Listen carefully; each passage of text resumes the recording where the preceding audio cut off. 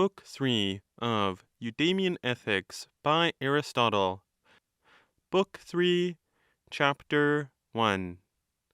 That there are mean states, then, in the virtues, and that these are states of deliberate purpose, and that the opposite states are vices, and what these are, has been stated in its universal form. But let us take them individually, and speak of them in order, and first let us speak of bravery. All are practically agreed that the brave man is concerned with fears, and that bravery is one of the virtues. We distinguished also in the table confidence and fear as contraries. In a sense they are, indeed, opposed to one another.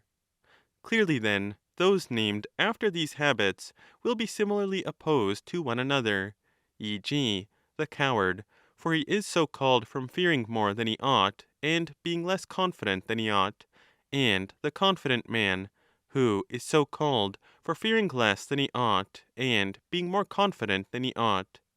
Hence they have names cognate to those of the qualities, e.g., confident is cognate to confidence.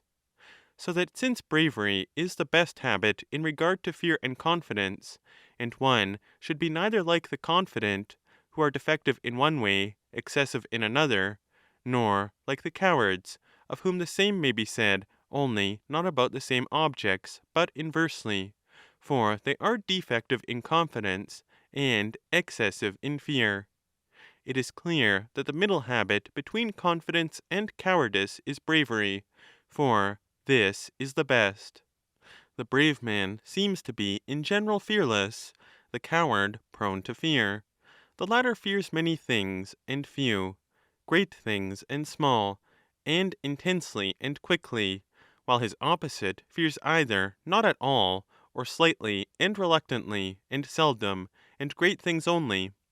The brave endures even what is very formidable, the coward not even what is slightly formidable. What then does the brave man endure? First, is it the things that appear formidable to himself or to another? If the latter, his bravery would be no considerable matter. But if it is the things formidable to himself, then he must find many things formidable. Formidable things being things that cause fear to those who find them formidable. Great fear if very formidable, slight fear if slightly formidable. Then it follows that the brave man feels much and serious fear. But on the contrary, bravery seemed to make a man fearless. Fearlessness consisting in fearing few things, if any, and in fearing slightly and with reluctance. But perhaps we use formidable, like pleasant and good, in two senses. Some things are pleasant or good absolutely, others to a particular person pleasant or good, but absolutely bad and not pleasant, e.g., what is useful to the wicked, or pleasant to children as such. And similarly the formidable is either absolutely such, or such to a particular person. What then a coward as such fears is not formidable to any one, or but slightly so, but what is formidable to the majority of men, or to human nature, that we call absolutely formidable. But the brave man shows himself fearless towards these, and endures such things, they being to him formidable in one sense, but in another not; formidable to him qua man, but not formidable to him except slightly so, or not at all qua brave. These things, however, are terrible, for they are so to the majority of men. This is the reason, by the way, why the habit of the brave man is praised. His condition is analogous to that of the strong or healthy. For these are what they are, not because, in the case of the one, no toil, in the case of the other, no extreme, crushes them, but because they are either unaffected absolutely, or affected only to a slight extent by the things that affect the many or the majority. The sick, then, and the weak, and the cowardly are affected by the common affections, as well as by others, only more quickly and to a greater extent than the many. And further, by the things that affect the many they are wholly unaffected, or but slightly affected. But it is still questioned whether anything is terrible to the brave man, whether he would not be incapable of fear. May we not allow him to be capable of it in the way above mentioned? For bravery consists in following reason, and reason bids one choose the noble. Therefore, the man who endures the terrible from any other cause than this is either out of his wits or confident, but the man who does so for the sake of the noble is alone fearless and brave. The coward, then, fears even what he ought not. The confident is confident even when he ought not to be. The brave man both fears and is confident when he ought to be, and is in this sense a mean, for he is confident or fears as reason bids him. But reason does not bid a man to endure what is very painful or destructive unless it is noble. Now the confident is confident about such things even if reason does not bid him be so, while the coward is not confident even if it does.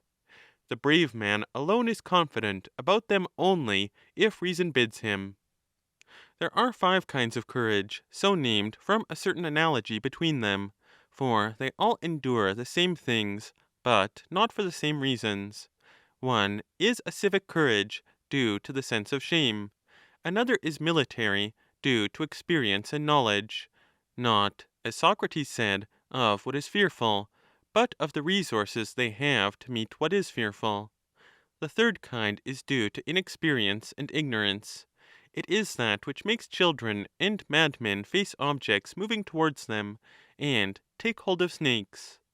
Another kind is due to hope, which makes those who have often been fortunate, or those who are drunk, face dangers, for wine makes them sanguine.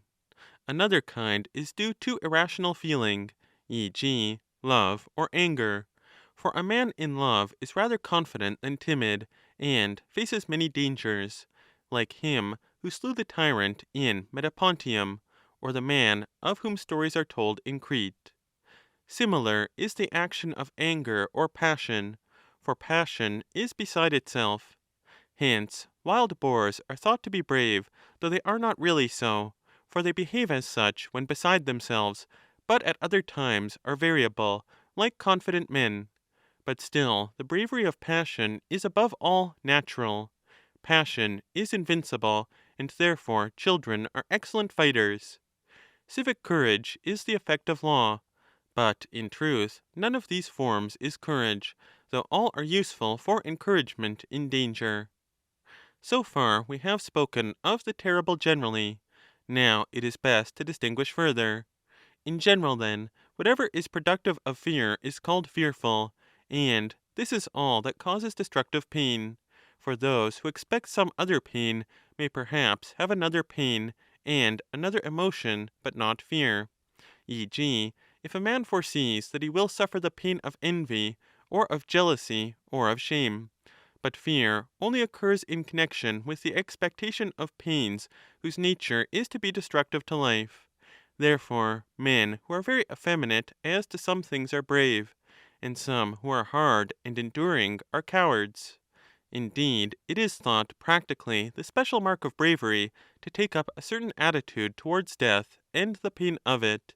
For if a man were so constituted as to be patient as reason requires towards heat and cold, and similar, not dangerous pains, but weak and timid about death, not for any other feeling, but just because it means destruction, while another was soft in regard to these, but unaffected in regard to death, the former would seem cowardly, the latter brave. For we speak of danger also only in regard to such objects of fear as bring near to us that which will cause such destruction. When this seems close, then we speak of danger. The objects of fear, then, in regard to which we call a man brave are, as we have said, those which appear capable of causing destructive pain, but only when they appear near and not far off, and are of such magnitude, real or apparent, as is not out of proportion to man. For some things must appear terrible too, and must upset any man. For just as things hot and cold and certain other powers are too strong for us, and the conditions of the human body, so it may be with regard to the emotions of the soul. The cowardly, then, and the confident are misled by their habits.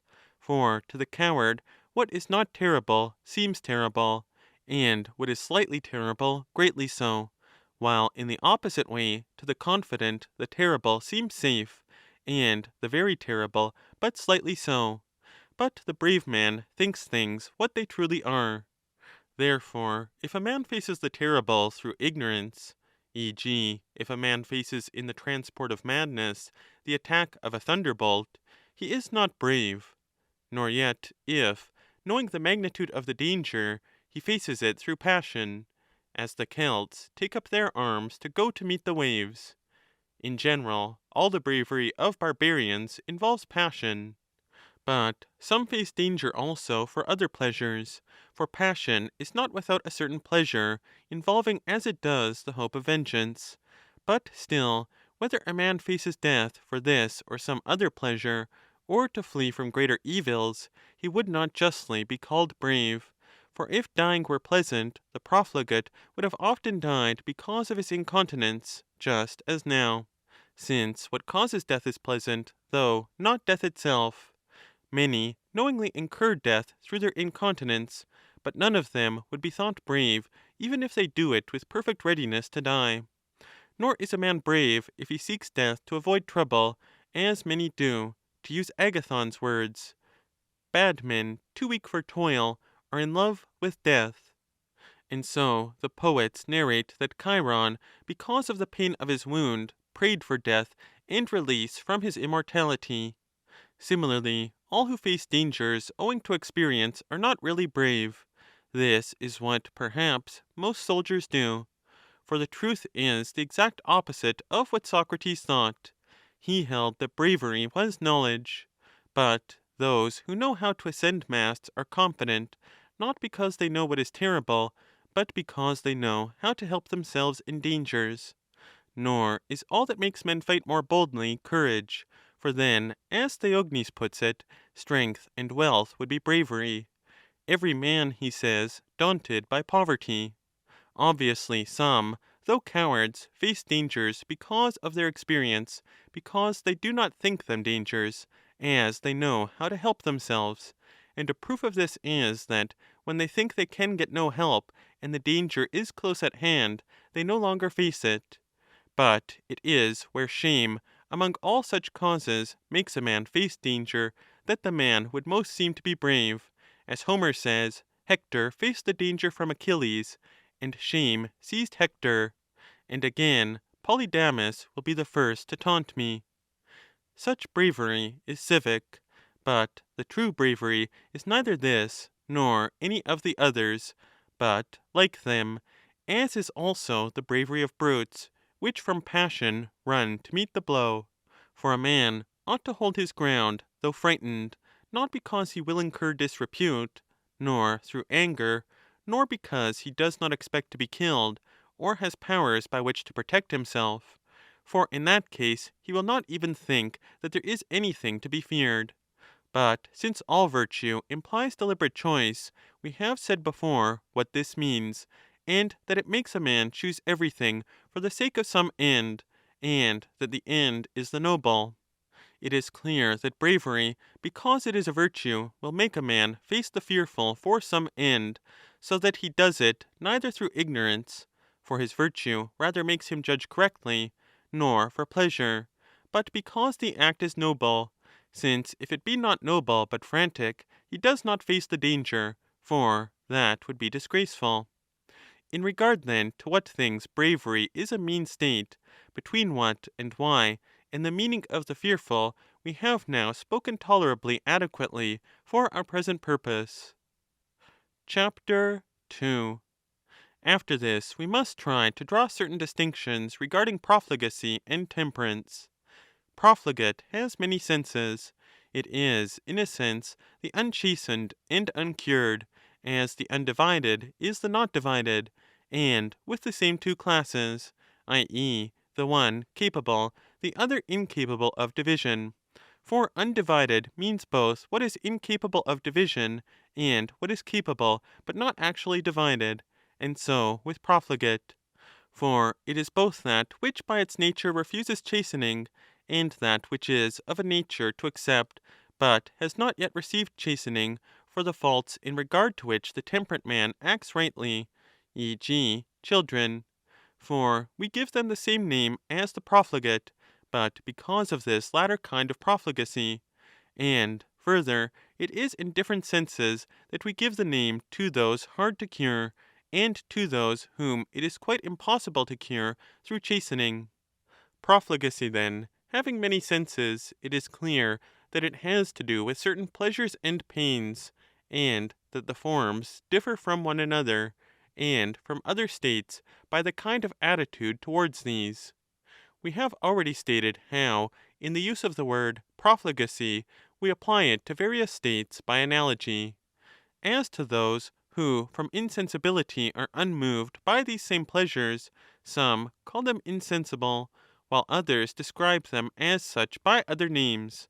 But this state is not very familiar or common, because all rather err in the opposite direction, and it is congenital to all to be overcome by, and to be sensible to such pleasures. It is the state chiefly of such as the boors introduced on the stage by comic writers, who keep aloof from even moderate and necessary pleasures. But since temperance has to do with pleasures, it must also have to do with certain appetites. We must then ascertain which, for the temperate man does not exhibit his temperance in regard to all appetites and all pleasures, but about the objects, as it seems, of two senses, taste and touch, or rather, really about those of touch alone. For his temperance is shown not in regard to visual pleasure in the beautiful, so long as it is unaccompanied by sexual appetite, or visual pain at the ugly, nor again in regard to the pleasure or pain of the ear at harmony or discord, nor again in regard to olfactory pleasure or pain at pleasant or disagreeable odors. Nor is a man called profligate for feeling or want of feeling in regard to such matters. For instance, if one sees a beautiful statue, or horse, or human being, or hears singing, without any accompanying wish for eating, drinking, or sexual indulgence, but only with the wish to see the beautiful and to hear the singers, he would not be thought profligate any more than those who were charmed by the sirens. Temperance and profligacy have to do with those two senses whose objects are alone felt by and give pleasure and pain to brutes as well, and these are the senses of taste and touch, the brutes seeming insensible to the pleasures of practically all the other senses alike, e.g., harmony or beauty, for they obviously have no feeling worth mentioning at the mere sight of the beautiful or the hearing of the harmonious, except perhaps in some marvelous instances. And with regard to pleasant and disagreeable odors, it is the same, though all their senses are sharper than ours. They do indeed feel pleasure at certain odors, but these gladden them accidentally and not of their own nature, being those that give us pleasure owing to expectation and memory, e.g., the pleasure from the scent of food or drinks. For these we enjoy because of a different pleasure, that of eating or drinking. The odors enjoyed for their own nature are such as those of flowers. Therefore Stratonicus neatly remarked that these smell beautifully, food, etc., pleasantly. Indeed, the brutes are not excited over every pleasure connected with taste, e.g., not over those which are felt in the tip of the tongue, but only over those that are felt in the gullet, the sensation being one of touch rather than of taste. Therefore gluttons pray not for a long tongue, but for the gullet of a crane, as did Philoxenos, the son of Eryxes. Therefore, broadly, we should regard profligacy as concerned with objects of touch. Similarly, it is with such pleasures that the profligate man is concerned. For drunkenness, gluttony, lecherousness, gormandizing, and all such things are concerned with the above-mentioned senses, and these are the parts into which we divide profligacy. But in regard to the pleasures of sight, hearing, and smell, no one is called profligate if he is in excess, but we blame without considering disgraceful such faults, and all in regard to which we do not speak of men as continent. The incontinent are neither profligate nor temperate. The man, then, so constituted as to be deficient in the pleasures in which all must in general partake and rejoice, is insensible, or whatever else we ought to call him. The man in excess is profligate. For all naturally take delight in these objects and conceive appetites for them, and neither are nor are called profligate, for they neither exceed by rejoicing more than is right when they get them, nor by feeling greater pain than they ought when they miss them, nor are they insensible, for they are not deficient in the feeling of joy or pain, but rather in excess. But since there is excess and defect in regard to these things, there is clearly also a mean, and this state is the best and opposed to both of the others, so that if the best state about the objects with which the profligate is concerned is temperance, temperance would be the mean state in regard to the above-mentioned sensible pleasures, the mean between profligacy and insensibility, the excess being profligacy, and the defect either nameless or expressed by the names we have suggested. More accurate distinctions about the class of pleasures will be drawn in what is said later about continence and incontinence. Chapter 3. In the same way, we must ascertain what is gentleness and irascibility. For we see that the gentle is concerned with the pain that arises from anger being characterized by a certain attitude towards this. We have given in our list, as opposed to the passionate, irascible, and savage, all such being names for the same state, the slavish and the senseless, for these are practically the names we apply to those who are not moved to anger even when they ought, but take insults easily, and are humble towards contempt. For slowness to anger is opposed to quickness, violence to quietness, long persistence in that feeling of pain which we call anger to short. And since there is here, as we have said, there is elsewhere excess and defect, for the irascible is one that feels anger more quickly, to a greater degree, and for a longer time, and when he ought not, and at what he ought not, and frequently, while the slavish is the opposite, it is clear that there is a mean to this inequality. Since, then, both the above-mentioned habits are wrong, it is clear that the mean state between them is good, for he is neither too soon nor too late, and does not feel anger when he ought not, nor feel no anger when he ought. So that since in regard to these emotions the best condition is gentleness, gentleness would be a mean state, and the gentle a mean between the irascible and the slavish. Chapter 4.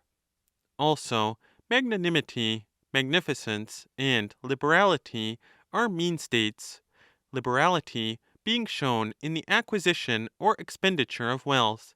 For the man who is more pleased than he ought to be with every acquisition, and more pained than he ought to be at every expenditure, is illiberal. He who feels less of both than he ought is lavish. He who feels both as he ought is liberal. By as he ought, both in this and in the other cases, I mean, as right reason directs. But since the two former show their nature respectively by excess and defect, and where there are extremes there is also a mean, and that is best, a single best for each kind of action, liberality must be the mean between lavishness and meanness in regard to the acquisition and expenditure of wealth. I take wealth and the art of wealth in two senses, the art in one sense being the proper use of one's property, say of a shoe or a coat, in the other an accidental mode of using it, not the use of a shoe for a weight, but say the selling of it, or letting it out for money, for here too the shoe is used. Now the lover of money is a man eager for actual money, which is a sign of possession taking the place of the accidental use of other possessions. But the illiberal man may even be lavish in the accidental pursuit of wealth, for it is in the natural pursuit of it that he aims at increase. The lavish runs short of necessaries, but the liberal man gives his superfluities. There are also species of these genera which exceed or fall short as regards parts of the subject matter of liberality, e.g., the sparing, the skinflint, the grasper at disgraceful gain, are all illiberal. The sparing is characterized by his refusal to spend, the grasper at disgraceful gain by his readiness to accept anything, the skinflint by his strong feeling over small amounts, while the man who has the sort of injustice that involves meanness is a false reckoner and cheat. And similarly, one class of spendthrift is a waster by his disorderly expenditure, the other a fool who cannot bear the pain of calculation. Chapter 5. As to magnanimity, we must define its specific nature from the qualities that we ascribe to the magnanimous. For, just as with other things, in virtue of their nearness and likeness up to a certain point, their divergence beyond that point escapes notice, so it is with magnanimity. Therefore, sometimes men really opposite lay claim to the same character, e.g., the lavish to that of the liberal, the self-willed to that of the dignified, the confident to that of the brave, for they are concerned with the same things, and are, up to a certain point, contiguous. Thus the brave man and the confident are alike ready to face danger, but the former in one way, the latter in another, and these ways differ greatly. Now we assert that the magnanimous man, as is indicated by the name we apply to him, is characterized by a certain greatness of soul and faculty, and so he seems like the dignified and the magnificent man, since magnanimity seems to accompany all the virtues. For to distinguish correctly great goods from small is laudable. Now those goods are thought great which are pursued by the man of the best habit in regard to what seem to be pleasures, and magnanimity is the best habit. But every special virtue correctly distinguishes the greater from the less among its objects, as the wise man and virtue would direct, so that all the virtues seem to go with this one of magnanimity, or this with all the virtues. Further, it seems characteristic of the magnanimous man to be disdainful. Each virtue makes one disdainful of what is esteemed great contrary to reason, e.g., bravery disdains dangers of this kind, for it considers it disgraceful to hold them great, and numbers are not always fearful. So the temperate disdains many great pleasures, and the liberal wealth. But this characteristic seems to belong to the magnanimous man because he cares about few things only, and those great, and not because someone else thinks them so. The magnanimous man would consider rather what one good man thinks than many ordinary men, as Antiphon, after his condemnation, said to Agathon when he praised his defense of himself. Contempt seems particularly the special characteristic of the magnanimous man, and again, as regards honor, life, and wealth, about which mankind seems to care, he values none of them except honor. He would be pained if denied honor, and if ruled by one undeserving. He delights most of all when he obtains honor. In this way he would seem to contradict himself, for to be concerned above all with honor, and yet to disdain the multitude and reputation, are inconsistent. So we must first distinguish. For honor, great or small, is of two kinds, for it may be given by a crowd of ordinary men, or by those worthy of consideration. And again, there is a difference according to the ground on which honor is given. For it is made great not merely by the number of those who give the honor or by their quality, but also by its being precious. But in reality, power and all other goods are precious and worthy of pursuit only if they are truly great, so that there is no virtue without greatness. Therefore every virtue, as we have said, makes man magnanimous in regard to the object with which that virtue is concerned. But still there is a single virtue, magnanimity, alongside of the other virtues, and he who has this must be called in a special sense magnanimous. But since some goods are precious and some not, according to the distinction above made, and of such goods some are in truth great, and some small, and of these some men are worthy, and think themselves so. Among these we must look for the magnanimous man. There must be 4 different kinds of men. For a man may be worthy of great goods, and think himself worthy of them, and again there may be small goods, and a man worthy of them, and thinking himself worthy. And we may have the opposites in regard to either kind of goods. For there may be a man worthy of small, who thinks himself worthy of great and esteemed goods, and again one worthy of great, but thinking himself worthy only of small. He then who is worthy of the small, but thinks himself worthy of the great, is blamable. For it is silly and not noble that he should obtain out of proportion to his worth. The man also is blamable who, being worthy of great goods, because he possesses the gifts that make a man worthy, does not think himself worthy to share in them.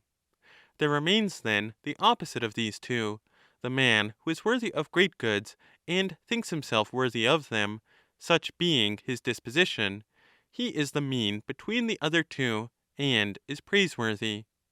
Since then, in respect of the choice and use of honor and the other esteemed goods, the best condition is magnanimity, and we define the magnanimous man as being this, and not as being concerned with things useful, and since this mean is the most praiseworthy state, it is clear that magnanimity is a mean.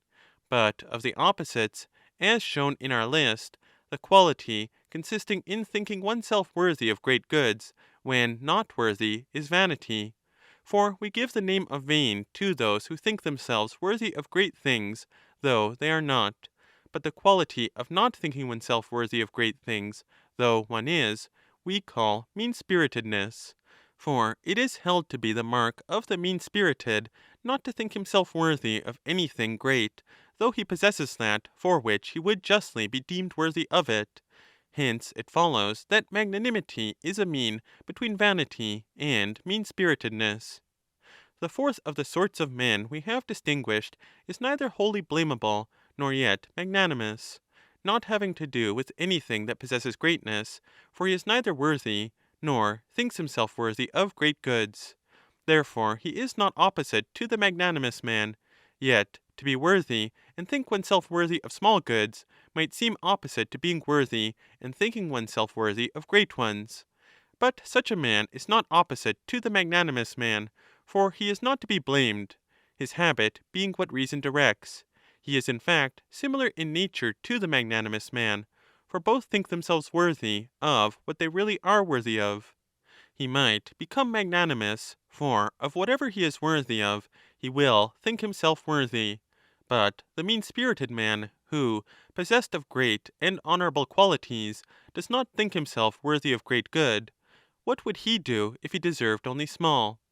Either he would think himself worthy of great goods, and thus be vain, or else of still smaller than he has.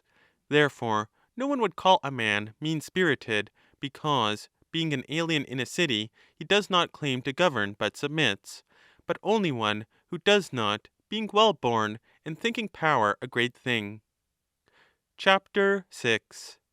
The magnificent man is not concerned with any and every action or choice, but with expenditure, unless we use the name metaphorically. Without expense there cannot be magnificence. It is the fitting in ornament, but ornament is not to be got out of ordinary expenditure, but consists in surpassing the merely necessary. The man then who tends to choose in great expenditure the fitting magnitude, and desires this sort of mean, and with a view to this sort of pleasure, is magnificent. The man whose inclination is to something larger than necessary, but out of harmony, has no name, though he is near to those called by some tasteless and showy. E.g., if a rich man, spending money on the marriage of a favorite, thinks it sufficient to make such arrangements as one makes to entertain those who drink to the good genius, he is shabby, while one who receives guests of this sort in the way suited to a marriage feast resembles the showy man, if he does it neither for the sake of reputation nor to gain power. But he who entertains suitably and as reason directs is magnificent, for what looks well is the suitable, nothing unsuitable is fitting, and what one does should be fitting, for in what is fitting is involved suitability both to the object, e.g., one thing is fitting for a servant's, another for a favorite's wedding, and to the entertainer both in extent and kind, e.g., one thought that the mission conducted by Themistocles to the Olympian games was not fitting to him because of his previous low station, but would have been to Cimon. But the man who is indifferent to questions of suitability is in none of the above classes. Similarly, with liberality, for a man may be neither liberal nor illiberal. Chapter 7. In general, of the other blamable or praiseworthy qualities of character, some are excesses, others defects, others means, but of feelings, e.g., the envious man, and the man who rejoices over another's misfortunes. For to consider the habits to which they owe their names, envy is pain felt at deserved good fortune, while the feeling of the man who rejoices at misfortunes has itself no name. But such a man shows his nature by rejoicing over undeserved ill fortune. Between them is the man inclined to righteous indignation, the name given by the ancients to pain felt at either good or bad fortune if undeserved, or to joy felt at them if deserved. Hence they make righteous indignation nemesis, a god.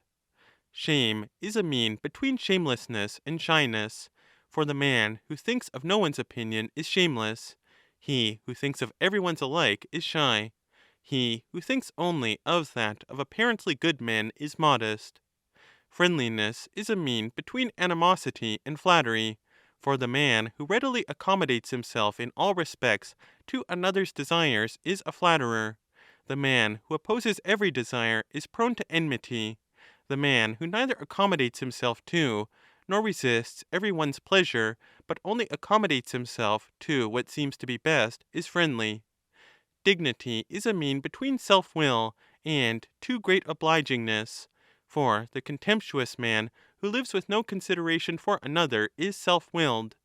The man who adapts his whole life to another and is submissive to everybody is too obliging. But he who acts thus in certain cases, but not in others, and only to those worthy, is dignified. The sincere and simple, or as he is called, downright man, is a mean between the dissembler and the charlatan.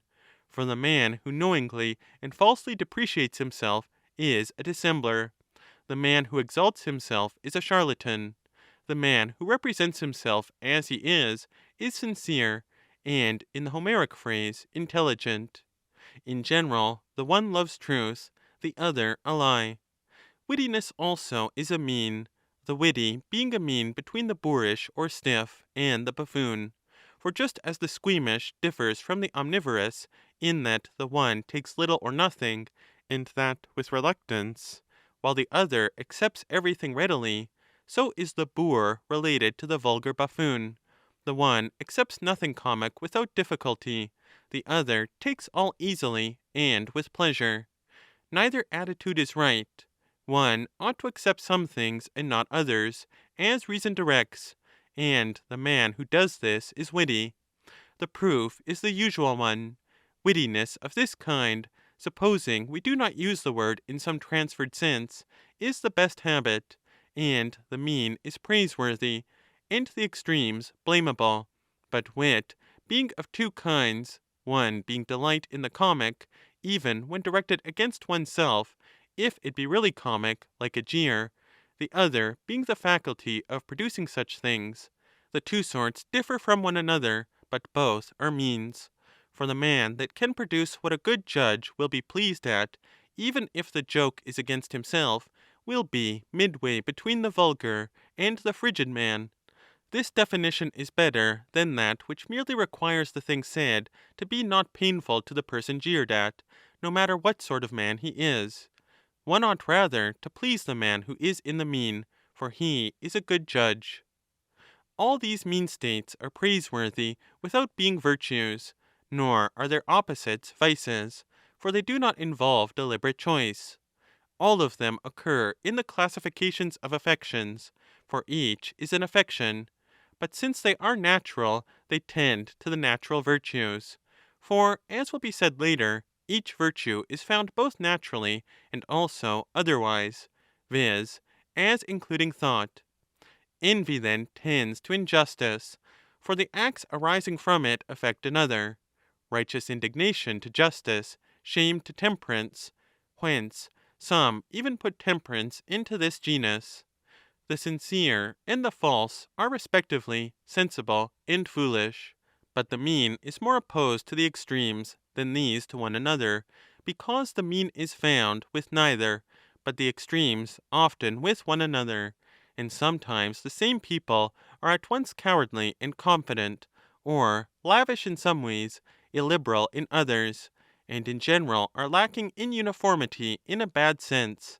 For if they lack uniformity in a good sense, men of the mean type are produced, since in a way both extremes are present in the mean. The opposition between the mean and the extremes does not seem to be alike in both cases.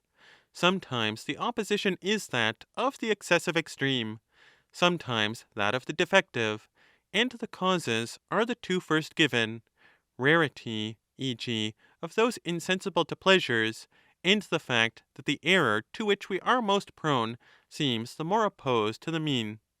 There is a third reason, namely, that the more like seems less opposite, e.g., confidence to bravery, lavishness to liberality. We have then spoken sufficiently about the other praiseworthy virtues. We must now speak of justice.